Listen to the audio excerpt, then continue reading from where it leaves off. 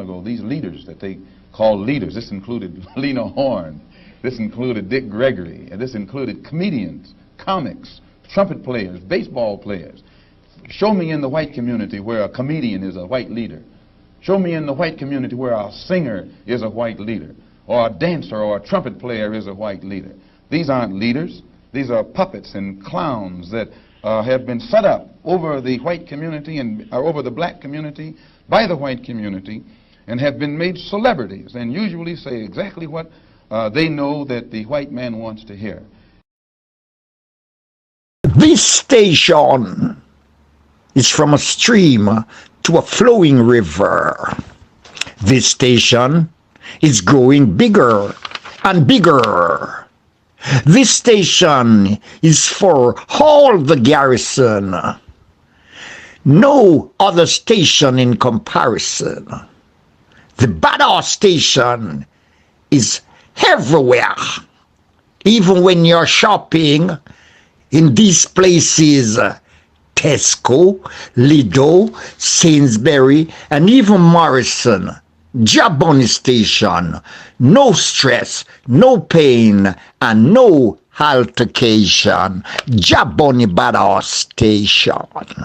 Hey Johns, Greetings. so this one will be pretty interested, so you definitely want to stay tuned. But before we get into the video, you know it's a Black Power movement, so definitely drop a like and subscribe and share to a friend or a family so they can be a part of the movement.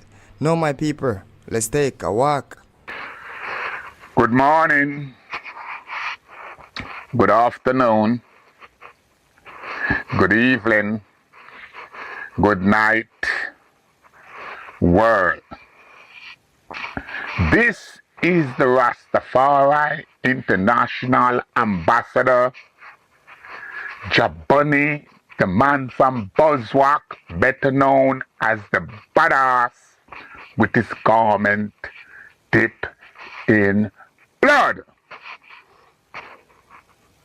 Today, I'm gonna put the spotlight on the Rastafari revolutionary movement and how it has become watered down and is now evaporating. Now, as you all know, I have said it over and over, and then for this now I'm going to say it again. As a Rastafari baby coming up through the bloodline, I have established that in the dark days, I never know nothing about Haile Selassie. When I say people that talk about, oh, what kind of Rasta is? Well, you can question what kind of Rasta me is, but me know say me a Rasta. Me not ask you or Selassie if me a Rasta. Yeah? Me I tell you, when me a go as a young Rasta baby youth man a come up, it was all about the black liberation struggle by any means necessary. And the photo where them used to program my generation was the photo where Malcolm in him house at Queens with a M16 looking through the window, looking for them. That is what program I. Me well gun happy. Me does not talk about trigger happy. Me well gun happy. Yeah. Me grow gun happy. Yeah. Am I gun bust for anything? That is not a part of us. So when me grow as a youth, us and them. So anyway me there, me ready for them. Them mean whether you're black or you're white. So you're not part of us, get flapped. Now, me see some man, me watch how this thing get watered down. So me bring some youths them me a talk to now. You're under 50 come a classroom. No, nobody said it like Malcolm. And that's what makes this man so special. That was one of my all-time favorite Malcolm quotes, and that is saying a lot. Now, for those of you who don't know, May 19th is Malcolm X's birthday, or as we call it around the B1, Malcolm X Day. See, we aren't in the habit of allowing white supremacists to tell us when we can celebrate our heroes and sheroes, when we're supposed to be actually celebrating our own culture, our own people. We choose that for ourselves. And by the way, that's not something that came from me necessarily. I actually was inspired to do this because of Dr. Joseph Ben-Jochannan, bless him. He said as black people, we're not supposed to be asking for a day, you take a day. And he was absolutely right. We're not supposed to be sitting here begging anyone for what is ours. Our ability to actually hold up our own culture, hold up our own icons, that's supposed to be coming from us against any odds. That's how you know you've got a culture. And that's how you know that your culture is vital and that it's pulling you forward and that your culture means something. If Malcolm was here, do you think he'd be telling us to lobby Congress for a day in his honor? Do you think that's what his advice to us would be? Do you think that he would be telling us, you guys need to go and stand behind some wrinkled racist who is fighting for segregation like Joe Biden? Go ahead and smile while this idiot pretends as if he likes having black people around him. And meanwhile, that's how we got so-called Black History Month. These white supremacists deliberately chose the shortest and coldest month of the year. It was their way to give us the middle finger. And the thing about it is, while we could not stop them from doing something like that, we don't have to accept it. See, we need to figure out at some point that we don't need anyone's permission to celebrate ourselves. We need to think and act for ourselves, just like Malcolm did. The lesson of Malcolm's life is that there's no substitute for standing on your own 2 feet. Nobody's going to give you permission to do it either. And when you do, nobody's going to congratulate you for it. Quite the opposite. When Malcolm finally stood up for himself and spoke his own words, the whole world tried to beat him into submission. But he wasn't going. We don't need any racist mayor or governor or legislative body to recognize our shining prince. We're supposed to have enough pride and intelligence to do it ourselves. That is how you have a people who are worthy of their heroes. They're not waiting for their oppressors to take the resources that they have, resources that they stole from us, and then put those resources behind doing what is right on our behalf. A group of people who are oppressed are supposed to realize that their very existence, the fact that they continue to strive and to fight just to breathe another breath, that is an act of rebellion and defiance against the oppressor class. And it's an act of continued defiance that the oppressors not only dislike, but also want to stomp out of existence. And you know what? Malcolm taught us that we're supposed to make the most of that. We're not supposed to sit here being passive. Part of standing up for ourselves is standing up for those who stood for us. People like Malcolm are our heroes. It's our duty, our privilege, and our glory to celebrate them on our own terms. And the reason that I started this little celebration with Malcolm's quote in particular is because as the black media, we came into existence precisely because of the unvarnished racism of the white media.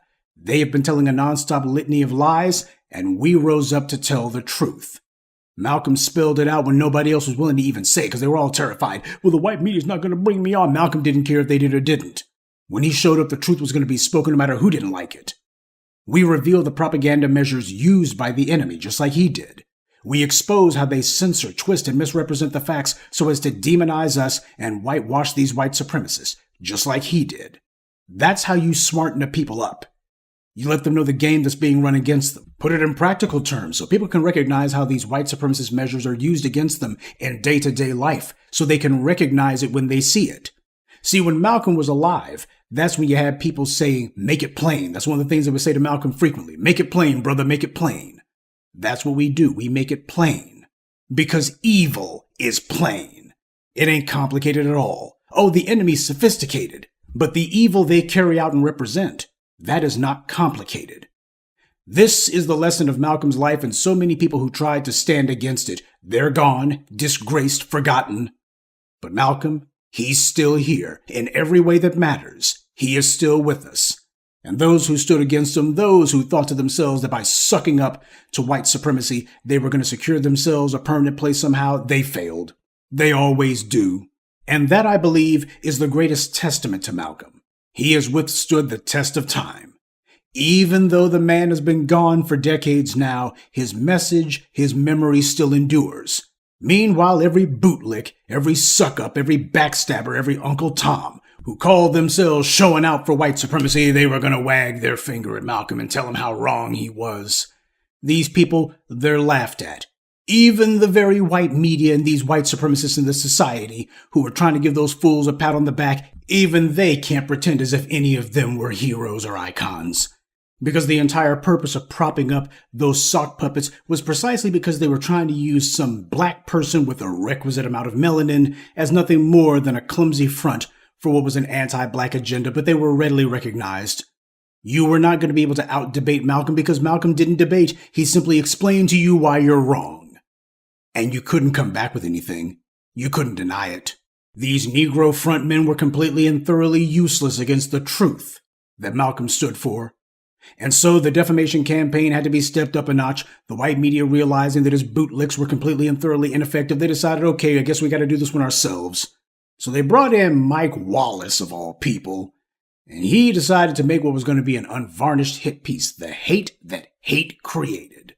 Oh yeah, it's a matter of, we're just going to go ahead and take off the gloves. We're going to say that this guy's a hate monger. Since apparently these Negroes we sent in, they're not able to sell the soap, we'll just go ahead and come out and say it ourselves. Pairing Malcolm to the very white supremacist who he was fighting against, that was absolutely profane, but that was the entire point of doing it.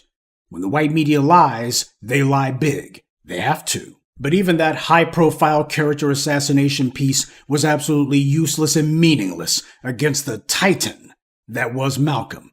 Oh, sure, there are some folks who remember it, a couple of graybeards like myself. But the thing to remember is, we do not revere it. Nobody looks and says, yeah, Mike Wallace, he told it like it was. No. Even that propaganda piece from the white media, it's largely forgotten, relegated to the obscure corners of memory. If I didn't remind you about it, you wouldn't even remember it. Those of you who don't remember it, nobody would even have known that it existed. But Malcolm, we know about him. In truth, the story of Malcolm is the story of his people. In his early years, he went through a fight to actually establish his own identity on his own terms. He tried to find a way to coexist in a society that would never accept him, a society that was created for his oppression. Oh, he did a lot of things trying to make himself acceptable to it. But eventually, the society showed him, no, you're never going to be accepted. And after a while, he made it very clear, you know what, even if you had, I wouldn't want it. When he had a chance to have some cultural privacy, if you will, he looked at himself and asked, what kind of man am I? Who am I? And that was the beginning of a personal revolution. That was the beginning of a truly self-made man. Sure, we came out of the slave fields, but the thing about it is we have a history far longer, far grander, and far prouder than anything like that. Breaking the chains of slavery is not the totality of our story. Our fight against white supremacy is not going to be the totality of it either. Ultimately, we will leave white supremacy in the ash heap of history. That is what we're in the process of doing now. Yes, it's a long struggle, but when you're dealing with forces that are this deeply entrenched, what, do you think it's going to be toppled in 30 minutes or less? No. We're in this for the long haul. We're in a fight. We know that. And it's taken a toll on us. So much of our circumstances are totally out of our hands. We have so many racists who control the levers of power outside of the community. And inside the community, we've got so many bootlicks, sellouts, and plain dusty dudes around us. The aggregate result of this is we have a people who have experienced a profound amount of confusion, and has also manifested itself as declining faith in our future and even ourselves. Malcolm went through the same things too. That crisis of character, but that's what ultimately reveals whether you've got character or not. Because no matter what happens to us, we refuse to give up just like he did. Surrender is not an option. Malcolm could have given in. He could have either said, I quit, white supremacy will never be toppled, or he could have done like so many others and try to make common cause with the enemy. With Malcolm's razor-sharp mind and his unparalleled oratorical skills, he could have very easily made himself a valuable mouthpiece for the white media. Wouldn't that have been something? But Malcolm made a promise to himself a long time ago to be true to himself. And telling lies, no matter how big the paycheck, that simply wasn't part of the plan. That was what he wanted to impart to his people. Yes, the enemy may seem to have certain creature comforts, but ultimately the enemy lives in mortal fear. He lives in mortal fear of you and me. Why is that? Because he knows that his creature comforts are no substitute for the fact that he has no real substance. His entire empire is a house of cards, simply waiting for the day when we gain enough strength to topple it and knock it down. So, as Malcolm explained it, from outside the community they use their white media in order to put on TV shows and books and movies that are showing you a fairy tale, non-existent version of America that's supposed to be colorblind and black folks are sitting down next to non-black folks and it's all kumbaya. That's the propaganda that the white media shows you from the outside. And from the inside they send in their paid and bought for bootlicks. These fork-tongued liars who come amongst us and tell us white supremacy is not going to fall. You just need to get used to it. Try to get the best deal you can for yourself. Oh, just forget about all that stuff. White supremacy believes in taking both sides of the conversation, trying to appeal to your sense of, well, if only there would be some Pollyanna-ish vision of the world. Oh, wouldn't that be nice? And at the same time, trying to undermine morale from within. But Malcolm called these tactics out decades ago. This is nothing new. He talked about how everything from movies to even comic books are all geared toward trying to get you to buy into the idea that you can be part of white supremacy somehow, put under their banners somehow. Things ain't changed. We have overcome so much as a people, but because the enemy has a half a millennium head start, we find ourselves with a long way to go. But we can do it, because we must. Yes, there are going to be setbacks and setups along the way. We're in a treacherous world because it's defined by our enemies. But even in our condition, we've managed to influence things for the better. The goal now is to make sure that the material gains come to and remain in our hands. That's the fight that we're currently waging, a true struggle for power. And the winner of that struggle is not going to come down to who has more people, or come down to who is willing to yell the loudest. It's going to come down to willpower. Who is willing to hang in there all the way to the end. And that is why we must remember Malcolm. As Dr. John Henrik Clarke said, bury the man and continue the plan. And so that's what we're doing. It's times like these when we need to remember that we have lost our way before. But more importantly than that, we found our way before. We have the ability to do that. And we don't need anybody else to show us the way. We've got more than enough intelligence and more than enough strength of character to find it on our own. Yes, Malcolm's life does parallel our own age in many ways. See, the rise of the black media came after 15 some odd years of scammers and fools making a mockery of the work of the Grandmaster teachers. What passed for discourse within the black community had become not just a dumpster fire, it had become a toilet. We had idiocy ranging from fools who were standing in front of a chalkboard pretending to imitate the Grandmaster teachers when all they were teaching was a bunch of empty-headed people to see them as some sort of object for some easy loving. That's what they were doing, using those settings as a clumsy front to try to get themselves some easy affection. All the way to utter madness like the Kundalini nonsense. And you had other people who were just slamming their gums for no reason at all. See, these shea butter clowns, they came out of that particular time period, the turn of the 21st century. Somehow our discourse had fallen from the lofty heights of Dr. Clarke, Dr. Ben, and Dr. Cress Welsing to the sewer of the fools who had taken over in the years of the so-called new millennium. But then again, we've been here before. You go back to the turn of the 20th century, when Malcolm came of age. Our history had been thoroughly and completely suppressed. You couldn't even teach about slavery in American schools back then. That's the environment that the Nation of Islam arose out of.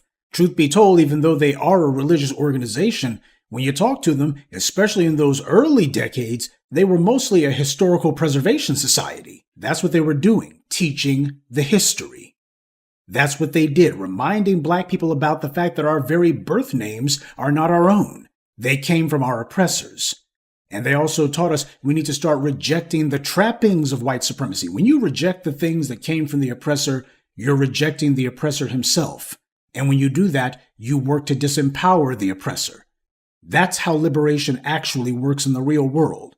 when you've taken it upon yourself that you're going to devalue the things that come from white supremacy, well, at that point, you've given yourself permission to do anything to white supremacy that you want. You can mock it, you can disregard it, you can destroy it. We are blessed that so much of what we take for granted as the underpinnings of intelligent black conversation were put in place by people like Malcolm. When Malcolm came on the scene, so much of what is common knowledge today was forbidden knowledge back then. That's why when he talked about it, it was such a revelation to people. They truly hadn't heard it before. They definitely didn't hear it from a black man who clearly knew what he was talking about. After the end of chattel slavery, black people began building in this country, but the white supremacists systematically destroyed our townships and reestablished the old order, only under different names. What had been openly talked about during Reconstruction was now no longer allowed. That was the environment into which Malcolm was born. So you see, there's more than a little parallel between his life and our current age. We've been here before, with our people having been led astray by the enemy and their minions, or as Malcolm called it, bamboozled. We've had our own intellectual dark age inflicted on us by the enemy, and we've also had people fighting to pull our minds out of the muck, to raise our mentality out of the darkness and into the light. That process, however, begins with unplugging from the white media and turning to each other. The white media doesn't bring you anything for the sake of informing you. They bring you things for, at best, infotainment, a bunch of meaningless fluff that has nothing to do with nothing, but it is a distraction that keeps you from doing the work you're supposed to be doing. And at worst, they bring you a whole bunch of disinformation that is meant to get you to fight against your own interests. Learn to recognize the tactics that the enemy employs, and get used to making sure that you have other black people on code. A code cannot merely be a set of rules, it also has to be enforced. And one of those rules is, we have to make sure we celebrate ourselves. We have to make sure that we stand up for those who stood up for us. And that's why we do this. We celebrate Malcolm because he fought for us before most of us were even born. We celebrate Malcolm because he fought the battle back when it was the hardest. We celebrate Malcolm because he held our values and he did it practically when most black people didn't want to do it at all. We celebrate Malcolm because he spoke truth to power. He called it by its name and didn't care who didn't like it. We celebrate Malcolm because he provided a living example of unapologetic blackness. So on this day, we do what he told us to do. We exercise our own free will. We think and act and speak for ourselves. And we use our voice to salute our shining prince. Malcolm didn't die at all. As long as we remember him and live out his principles, then he is alive and well. This, one of our revered, self-proclaimed holidays, we take a look back at the teaching of Malcolm X and we ask ourselves a question. What would he say today? The Black Channel is live. As you hear, we are taking an opportunity to review the life and legacy of the immortal El-Hajj Malik El-Shabazz, more popularly known as Malcolm X. And you already know his story. And if you don't, what have you been doing? But you already know his story. And this is an opportunity to review some things because as a people, when these other people talk about their founding fathers, when they talk about their icons, it is of the utmost importance that we remember ours and who it is who got us where we are. They are crucial, critical, essential steps on the way, especially individuals who have been willing to give their lives, which is the ultimate sacrifice and is the ultimate sign of sincerity, is when you're willing to lay down your life for something. And that is why we take this as an opportunity to remember that. Today, on Malcolm X's birthday, we do not require a government. We do not require a president. We do not require an act of Congress. This is not something that is given to us. It is something that is taken by us. This belongs to us. It is not something that is given to us by any entity, any government, any person, any office, any nation. This is ours. Just like they have created theirs, we have created ours. And we define this. The reason that Malcolm X has always been a thorn in their sides is because immediately after the murder of the Reverend Dr. Martin Luther King Jr., the dominant society immediately went to work seizing his image, sanitizing his words, as we pointed out all these decades later. They immediately went to work sanitizing his life, repackaging him, and omitting everything except "I have a dream," and telling you one line from it. They just distilled it all down to one line. They just used that out and trotted it out as a useful bludgeon. Now, we should not judge people by the color of their skin, but the content of their character.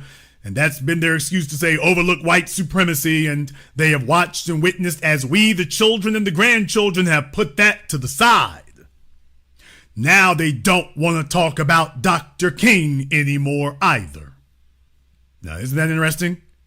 Most of us who are over the age of 40, we spend our entire lives with them bandying Dr. King about. And now, since we've been hard at work for the last 30 years, they don't want to mention Dr. King anymore either. Now, isn't that interesting? Dr. King has gone back to being considered a radical again. Now they don't want to mention him either. That was not something that was given to us. A bastardized, fabricated, propagandized image of Dr. King was given to us. We dug into the man, we did the research, and we have extracted the real thing. Now they don't want to mention him anymore either. Isn't that curious? They don't want to bring him up anymore now. In the case of Malcolm, they never wanted to bring him up. You see, you couldn't do enough sanitizing with Malcolm. That was the problem. You couldn't sanitize him enough. You couldn't eliminate enough with him. There was just entirely too much to sanitize and eliminate. You couldn't do it.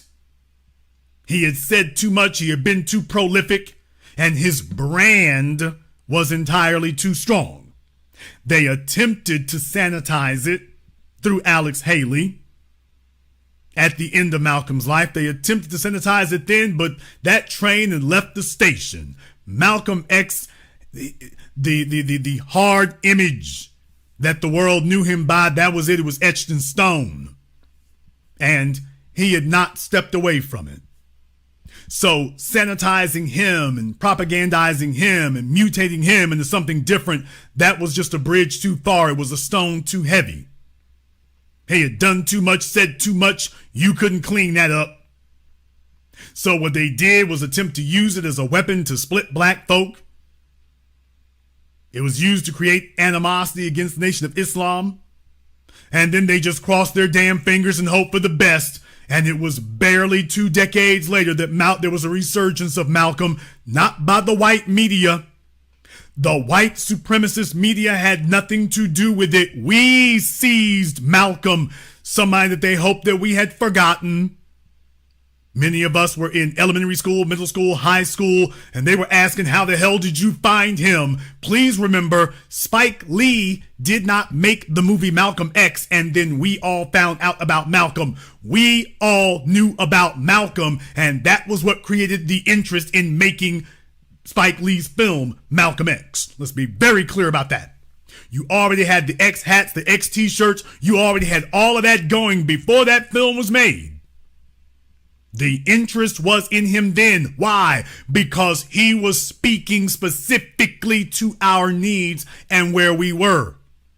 He was speaking specifically to that. Nobody else was doing that, and their bastardized version of Dr. King was not addressing that. We were looking for somebody who was going to speak to that. And he did. And he did. It was an outgrowth of the beating of Rodney King police brutality. It was the outgrowth of all these things, and that here we come into the 90s and we're seeing the exact same thing all over again. We were looking for a voice that spoke to exactly what we were experiencing, and we weren't going to accept somebody giving a diluted, watered down version of it. We wanted somebody who was saying exactly what we were thinking. The people were taken to the streets, and I have a dream was not the slogan of the people taken to the streets by any means necessary, was the sentiment of the people taken to the streets. At that point, the train had left the station and wasn't nothing you could do about it. And they understood it then. You lost an entire generation. When that occurred, that was a paradigm shift in American and Western culture. And at that minute, at that moment, you had lost an entire generation. And they have been dealing with the fallout of it ever since. And I submit to all of you that even though Malcolm X was a member of that baby boomer generation, he was the bellwether moment that separated us from the baby boomer generation.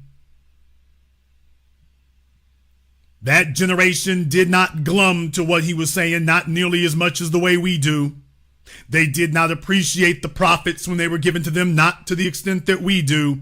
We are the ones who made the man an icon. We had to dig up the legend and make it an icon. His contemporaries did not do that. They did not do that. And he became our spokesperson, and as a result, we created our culture. We added to our mythos. We added to our icons. We, once again, enriched our own culture with the specific names, the specific people, the specific places that you can name. Not ones given to us by a white supremacist history book. We set about to make our own history book. We set about to make our own. And we succeeded. Some of you will have a defeatist mentality about these kind of things, but actually I believe that you are quite wrong. You see, we never make as much progress as we would like to have. But let's be very, very clear. By the time you get to the 1980s, you have a black society that is obsessed with sitcoms, tennis shoes, and other diversions. And the dominant society was telling itself, finally, we've got them completely distracted. We've got them completely dispersed. There's no revolutionary energy anywhere. We have nothing else to fear. They have been properly neutralized. Then the 90s came, and everything spun on its ear. And all the assurances that they had, or thought that they had safely gotten away with it, and that the revolutionaries were safely buried, they had a brutal awakening of how erroneous that notion was. And it is from there that we went to work to dig up the others. It is from there that we went to work to go unearth H. Rap Brown. It was from there we went to work to unearth Stokely Carmichael. It was from there we went to work to unearth the Black Panthers in total. It was from there we went to work to find all of the revolutionaries. It was from there we went to work to look up Geronimo Pratt. It was from there that we went to work to understand what the real legacy of Muhammad Ali was, and it wasn't boxing. It was from there that we investigated these people. It was from there that you started having African American studies and Afro American studies. It was from there that you had that. We can be here all day naming the names, Assata Shakur and all the rest. It was from there that we started digging into the rest of them. And that was what they were afraid of, is that if you unearth the first one, it will unearth all of them. They were terrified to death that that was what was going to occur, and that was exactly what happened. And then we kept going. Why? Before you had an internet, you had Dr. Joseph Ben Yakinen, you had Dr. John Henry Clark, you had Chancellor Williams, you had Dr. Francis Cress Welsing, and all of these scholars who were telling us, by the way, there's a lot deeper thing going on here. This doesn't just stop at the 1960s or the 1920s with Marcus Messiah Garvey, or the 1800s with Frederick Douglass and Denmark Vesey and Nat Turner. This goes back way before them. What we are up against is, in the words of Dr. John Henry Clark, a world war that's been going on for a millennia now to erase us from history. We are a people who our place, our real estate, our geography, our accomplishments have been co-opted by other people, and they have set about for the one goal and one goal only: to convince us that we are not relevant. Because if you are convinced of what you have already done, then you feel you have a birthright, especially if it's been stolen. So they have set about to convince us you never did anything. You don't have any reason to fight because you never did anything. If you never did anything, then we never took nothing from you. So what are you upset about? You have no reason to be upset because nothing was taken from you because you never did nothing. They have attempted to convince you that you have absolutely no legacy of any kind. You have no legacy outside the American continent, nor do you have a legacy inside of it. That you are a people who simply only came into existence when white people laid their hands on you. I've spent the better part of going on 2 decades now teaching you all about this. That, by the way, do you understand what the quintessential ingredient of the brainwashing of the plantations was? Everybody else is taught that they have a history and a legacy and icons except us. When we ask them, where do we come from? They tell you, you started right here. Well, no. I mean, where does our history start? Right here. Well, no. I mean, before we met you, you have no history before you met us. Your history begins with us. There is nothing before us. Your history begins right here with me, the white man standing in front of you. This is where your history starts. There is nothing else. And if you did hear some fallacious rumor that there was something before me, just understand it was terrible. It was awful. You all were sitting around eating bugs and everything. We found you crawling on all fours. Let me tell you, it was a bad situation. Bad situation. Nothing but a bunch of animals running around. That's what in the world was going on there. So, no. When we came along, we civilized you. And then, yes, indeed. Yes, we did. And when someone has that drilled into their psyches and drilled into their souls, you have to understand that that's a critical, crucial element of slavery. Why is that an essential element of slavery? People understand something. When you have slavery, of course, was meant to completely create the white system of capitalism. Slavery was the essential ingredient that made white capitalism possible. Without it, it would not exist. Period, point blank, in the discussion. Okay, but here's the problem. The problem is that it doesn't exist if you don't have an economic system that is viable until you optimize it. If your economic system is very inefficient, then its ability to prolong itself is going to be very much in question. So once you get to work, you have to start tweaking it. You have to make it more efficient. Ultimately, your goal is to optimize it, to get optimal efficiency out of it. Okay, folks, I went to the explanation to tell you there that if you're the optimal efficiency of slavery is not shackles and chains. Shackles and chains are actually very inefficient. You must remove the shackles and chains, not because you're lazy, Not because we're having an intellectual discussion, but because we run the numbers, we run the math. Shackling people and putting them in chains is very inefficient, because the distance that you can be from your slaves is going to be dictated by how many chains and shackles you have. Folks, I'm not making an intellectual, psychological, academic argument. This is a mathematical discussion. For example, if you all have dogs, most of you, well, those of you who have dogs, those of you who have pets, the majority of you don't put your pets on a leash. Why not? Simple reason. It's very inefficient. You try to train your pets so that they don't need to be on a leash. Otherwise, you're going to have to, in order to keep them under control, you have to hold a physical leash. Well, yes, it limits how far they can go, but it also limits how far you can go. So instead of you being able to divert your energies and attention into another direction, you instead have to concentrate on this leash, on this shackle. People, this is not an academic exercise. This isn't gaslighting. I'm not saying this because, well, it sounds cute and Jason's trying to rewrite slavery to make it sound like, see, they had to take them off. No, I'm saying that this is the way it's always done.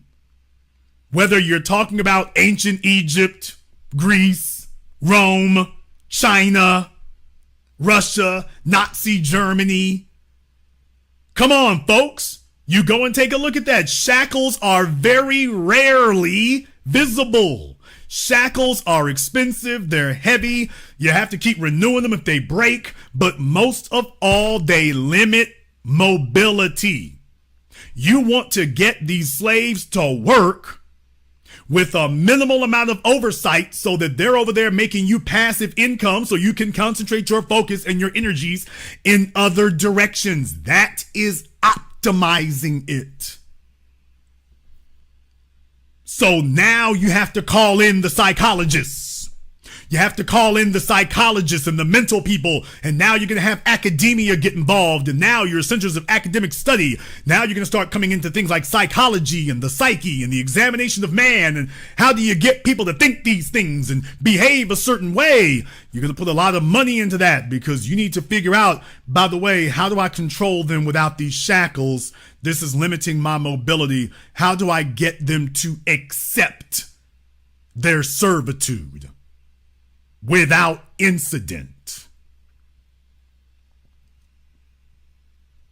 And that's when you start having your brain trusts go to work. That's when they start talking and they say, okay, we're going to sit down. Let's go ahead and examine this here. How do you make that happen? And don't you know, one of the major hallmarks of European society has been psychology. Where do you think they honed it? Where do you think they started looking into that? They started first examining that with, by the way, how do you keep these slaves from rising up against you? We have to take the shackles off, otherwise we have not optimized the workforce. But once you take the shackles off, of course, your first concern is what's to prevent them from busting me upside the head. For those of you who've seen my documentary film Race War, none less than Richard Spencer sat there and told you why they sit here and write their books and say, why, you know, when you examine the slave plantations of America, the slave owners were not all these brutal barbarians. Really? Why, no. As a matter of fact, the relationship they had with their slaves was not really master-slave. I mean, the relationship they had with their slaves was really paternal. So in other words, you're saying that the slaves saw the plantation owner as Big Daddy?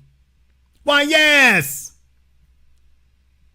So you see, this is why you today should not be angry about it, because your great-great-great-great-grandparents, well, he was really just like white Big Daddy, and you all need to be cool with that. But folks, brothers and sisters, that's not actually too far off the mark of their intent. None other than Dr. Frances Cress Welsing, a true psychologist, taught us this. Remember that she said the goal of white supremacy is to infantilize you. Every interaction they have with us, they attempt to frame it and engineer it as parent child. The men are referred to as boys, no matter how old you are. The females are the girls and gals, no matter how old they are. The males, the people are expected to behave like eternal adolescents, no matter how old you are. When you talk to them, when it comes to running the society, they keep telling you that all the things that actually run the society, the monetary system, fractional reserve banking, economic strategy, derivatives, politics, economic policy, social policy, they keep telling you and me, oh, this would be too complicated for you. You need to let us run this. This would just be too hard for you. You just let us run this. Yeah, the Federal Reserve System and investment bank, this would just be too complicated for you. We'll take care of the really big stuff. You take care of entertaining our guests.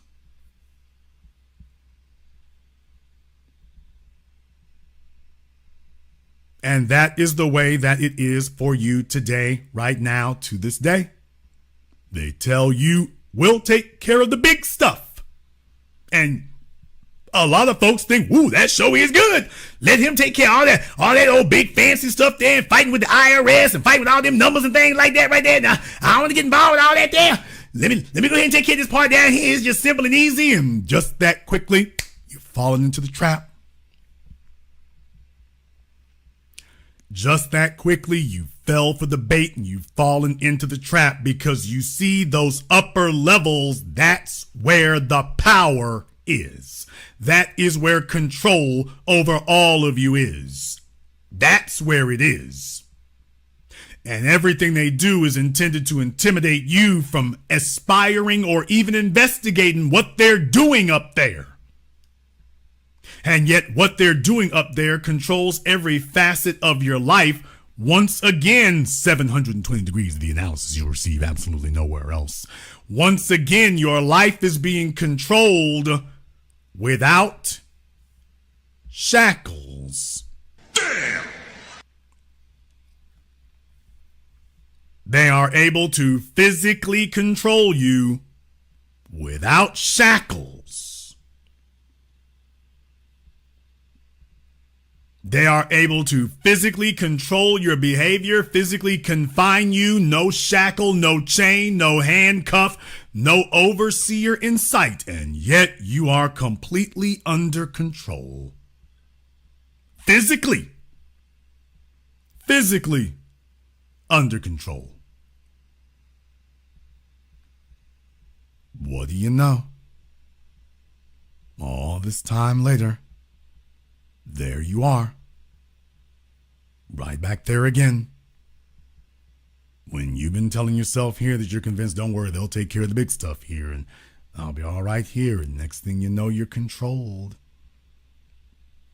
And did you even realize it? Of course not. As a matter of fact, you think it was your idea. Why? You think that not struggling for something else was actually what you really wanted, not something you were maneuvered into or engineered into. Well, it was something you chose.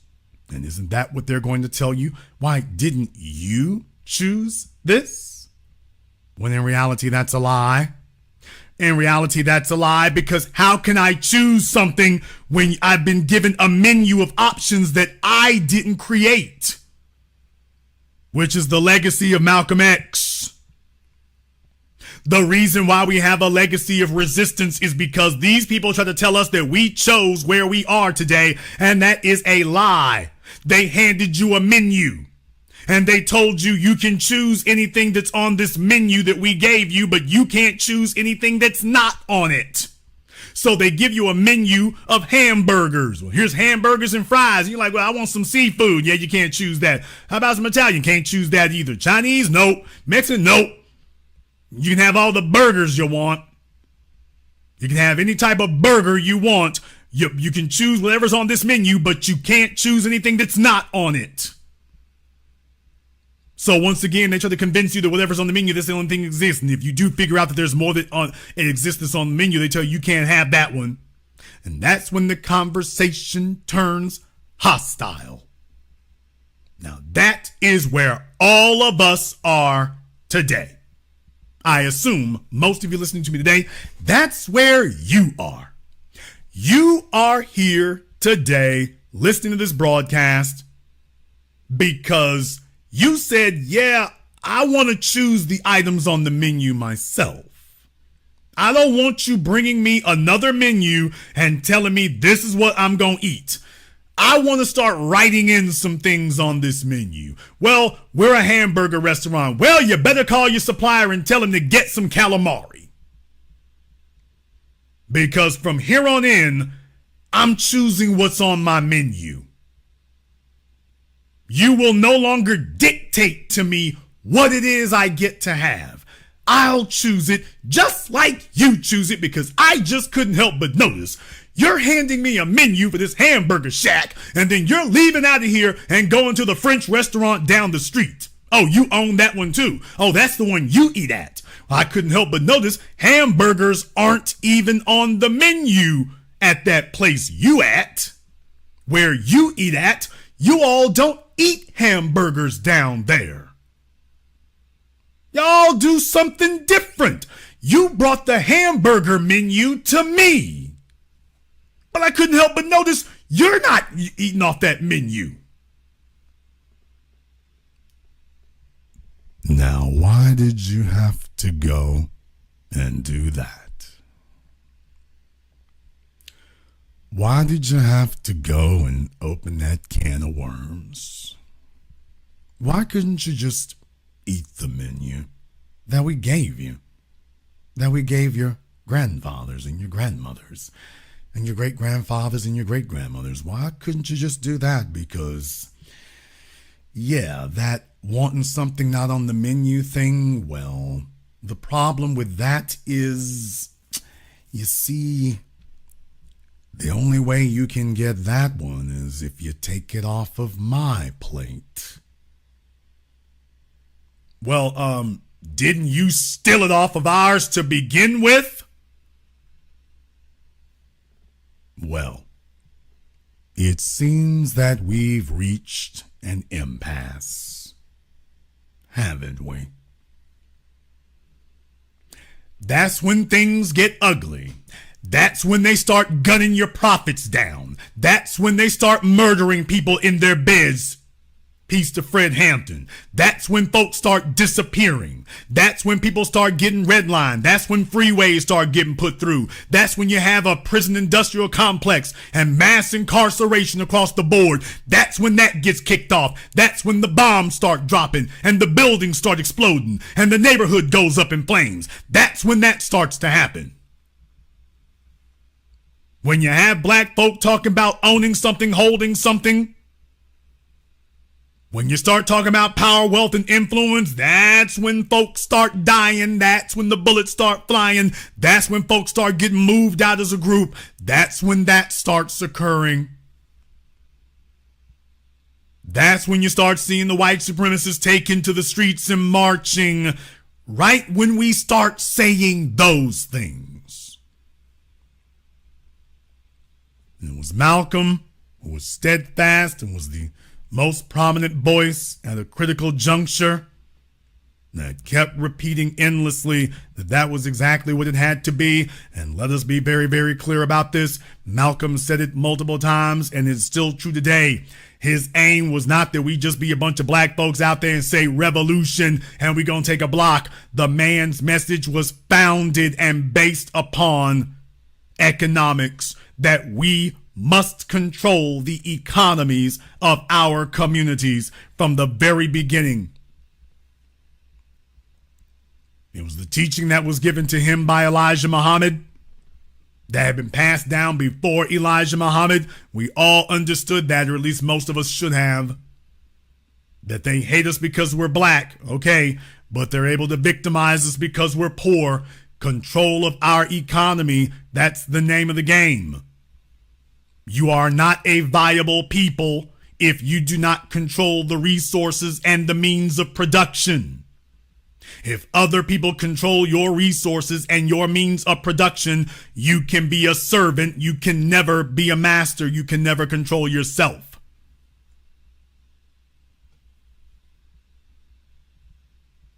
You'll never control it yourself.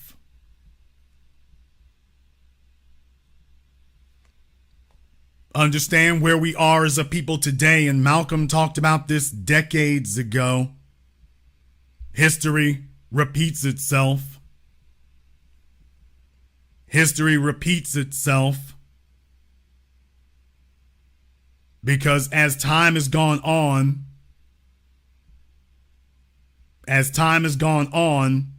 we have had to define these things again ourselves. We have had to define these things ourselves, and that has not been easy. Because what happened is the civil rights generation got up and walked off the field. We were supposed to have something to build on, and the civil rights generation got up and walked off the field. They were bought off. They were bought off quickly, and they were bought off easily. And we've had to step up and analyze exactly what went wrong. We've had to do a post-mortem on it, and that reminds us of what Malcolm X said about history. And history is most qualified to reward our efforts. What I want to do, because I would be remiss if I did not do this, I want to play for you some of this for those of you who never heard Malcolm before actually give a speech, and if your attention span is long enough for that.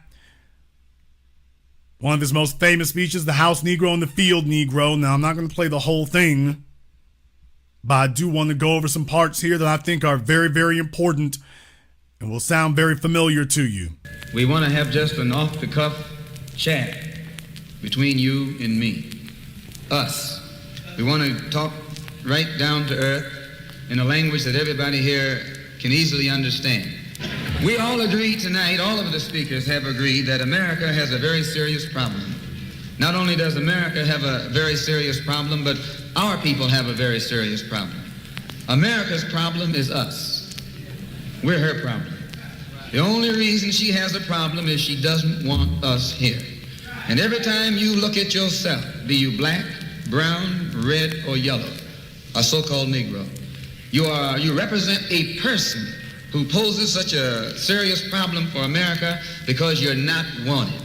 Once you face this as a fact, then you can start plotting a course that will make you appear intelligent instead of unintelligent. Now, let me go ahead and address that first of all. When Malcolm X talked about black and brown and red and yellow, let us understand at that point in time, we were accepted and acknowledged by everybody as the leaders and the trendsetters and the vanguard of plotting the course forward. Everybody got in lockstep behind us. There were a few stragglers who tried to do it without us, and they never made nothing. All of these people acknowledged us. That was the difference. There was not conflict about it so much at that time. Everybody acknowledged us as the trendsetter. Everyone acknowledged us as the game changer. That was the difference back then. They fell in lockstep behind us. There's a reason why decades later, Tiananmen Square and these places, they're holding up pictures of Dr. Martin Luther King Jr. They got the message.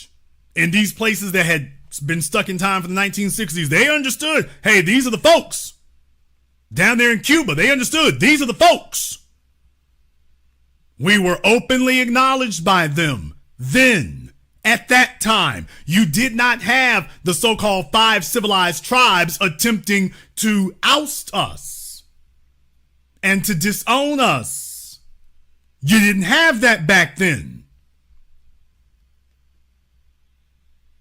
That was the difference. You have something totally different now, by the way, but just to clarify about that, you have something different now.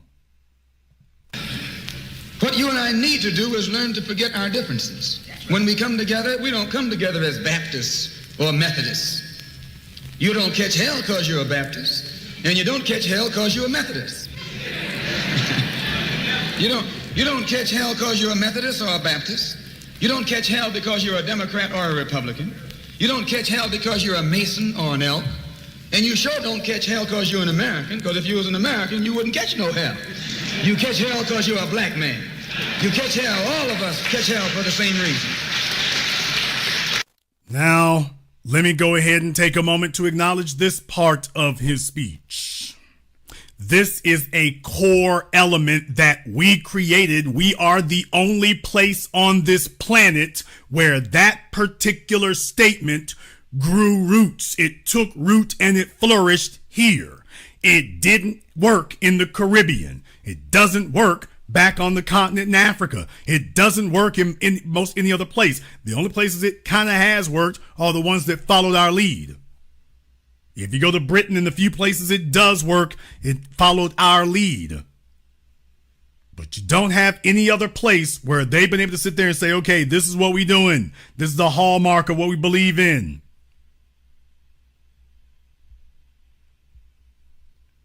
This is a hallmark of what we believe in. We believe in removing those boundaries and borders and boundaries, and that we are one people. The things that we have differences about got to be put to the side. Let me remind you, this is not a conversation that takes place back on the continent. There is no African version of Malcolm X unless you take Julius Malema. But there is no African version. There is no African who's over there on the continent who's made headway telling the people that from the crown to the cape to the horn that we are one people. You don't have that.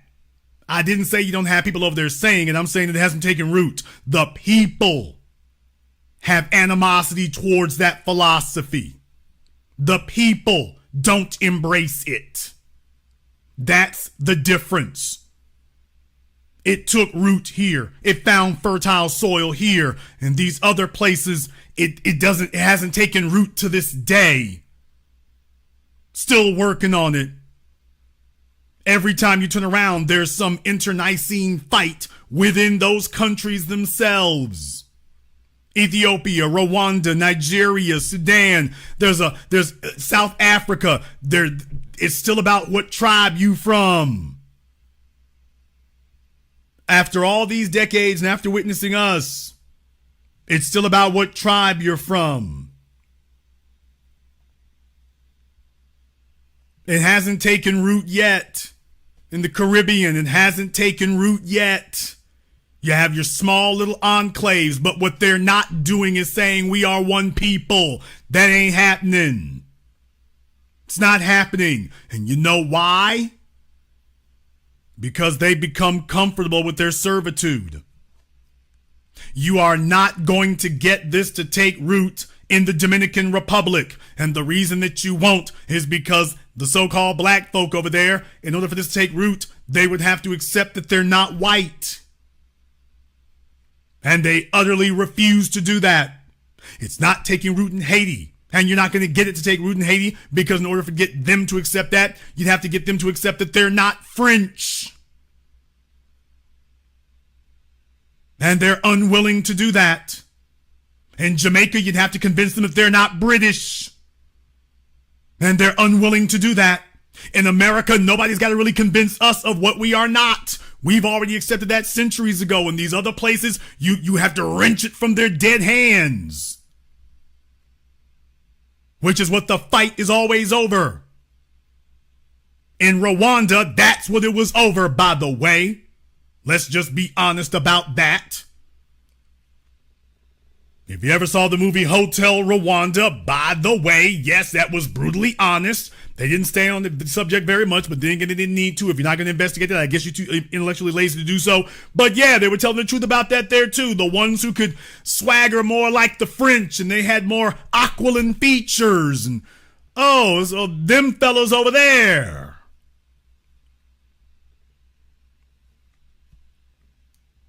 The ones who thought they looked more European.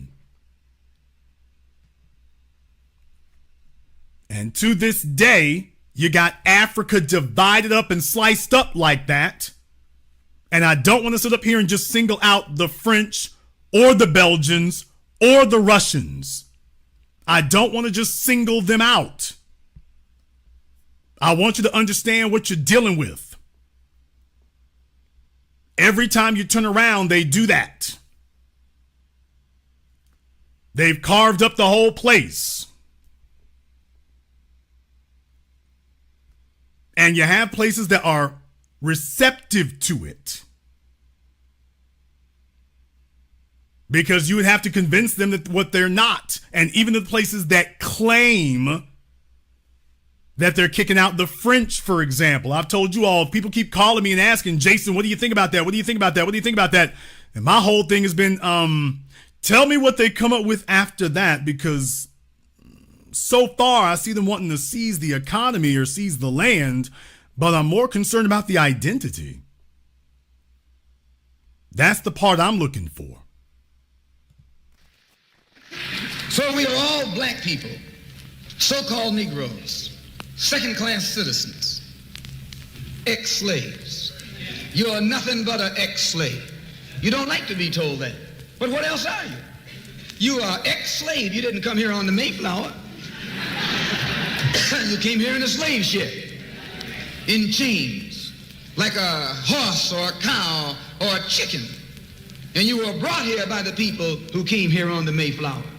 You were brought here by the so-called pilgrims or founding fathers. They were the ones who brought you here. We have a common enemy. We have this in common. We have a common oppressor, a common exploiter, and a common discriminator.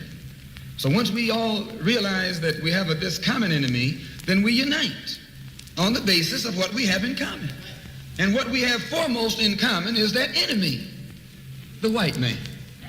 He's an enemy to all of us. I know some of you all think that some of them aren't enemies. Time will tell.